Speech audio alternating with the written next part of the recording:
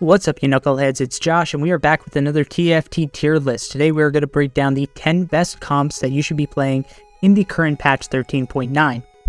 And we're saving the best for first, kicking things off with Oxforces Spellslinger is the best comp to be playing right now. Really should come as no surprise to anybody. AP items are super strong right now, as are the new reworked Oxforces. They're just the most stupidly overpowered frontline in the game right now. The two best frontliners of the Oxforces are obviously Annie and Alistar. You want to be building your comps around those two in the front line.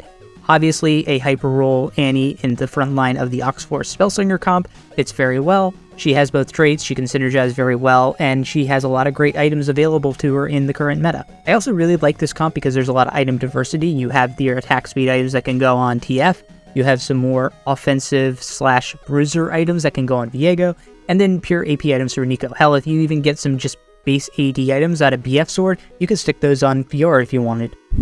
Next up is Gadgetine Gnar, and I know Gnar got nerfed in the B patch of 13.9, but he's still incredibly strong at the moment. Again, we see Oxforces pop up because, again, Annie can feature very well into this comp. Ideally, you would want to get the 5th Gadgetine through an augment of some kind, but if not, I've just dropped Echo and Morgana and swapped them for Poppy and Garen, have some defenders, and hit that 5 Gadgetine.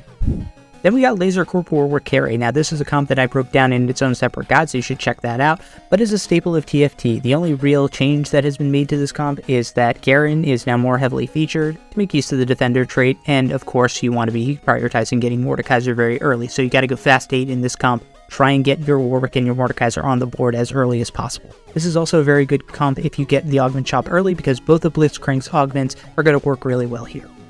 Infinite Team Ezreal carry is probably the greediest, cockiest comp you can go for in 13.9. You have to get massively lucky in the late game, hitting on Garen, Samira, and Ezreal, and get an Infinite Team emblem. It's very, very hard to do, but if you do, you're almost guaranteed to win the lobby. And it goes without saying, you have got to fast 8 in this comp. You have got to get to those interest breakpoints early. Get your money, level as quickly as you can so you can get to the 4 and 5 cost units first. One of those comps where if you get an augment like Trade Sector or Golden Ticket, do not go for this. You want to level, and pray to RNGs that you manage to hit your unit. A bit more of a stable comp is Star Guardian Kai'Sa. Now, she has been nerfed in 13.9, but she's still incredibly strong, and this comp especially has been leaning more on Misfortune to be the main carry. Standard level 8 timing breakpoints apply here, but you do want the Star Guardian emblem for Misfortune if possible. If you don't manage to hit it, you can just flex this over into Anima Misfortune, which we'll talk about in a minute. Then we get our first hyper role comp of this patch based around Lulu. Being honest though, it's not really Lulu who's incredibly strong, it's just that supers themselves are such an incredibly strong comp right now. And with 4 heart active, Lee Sin gets even more opportunities to shield his front line and keep them afloat. Definitely if you hit the Trade Sector or the Golden Ticket augments, this is one you should be looking to go for. But I've been going this comp pretty often in the early game because it's easy to get out of if supers are getting contested or you don't hit your Lulus. And if you do manage to hit, it's going to be very strong going into the mid and late game. That said, be sure to get out of it if you're not winning early on. And then our last S-tier comp of patch 13.9 is that previously mentioned Anima Squad Misfortune. Not going to talk about this too one because it's a very standard Anima Squad comp, but I have had success if you can hit the Anima Squad emblem and go for 7. But I'm going to drop off now from the S to the A tier comps, and we start with Riftwalker Vex. It's another comp I did a full guide on, but this variation actually relies on that super frontline, as it was the case for Lulu. So this is actually the comp that I would probably transition out of if you can't manage to make Super Lulu work.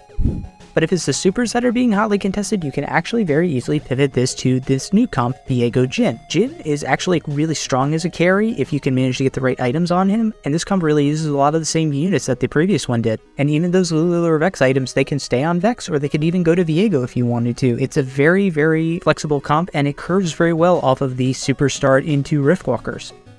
And then finally we have the Duelist comp, which is still very, very strong if you manage to get that Duelist emblem, which here you would stick on to Annie, but you could honestly stick it on to any other frontliner like Fiddlestick, Viego, what have you. And the good thing about this comp is that Vayne is almost never going to be contested, so you can get a 3-star Vayne in almost every single one of your games if RNG is in your favor. Just make sure you hit that augment with the Duelist emblem and you will be off to the races. And there's an easy way to make sure that RNGesus is on your side always in your TFT games, and that's by making sure you're not using a cursed little legend. So go ahead and click on this video right here to make sure that you are picking the best ones possible.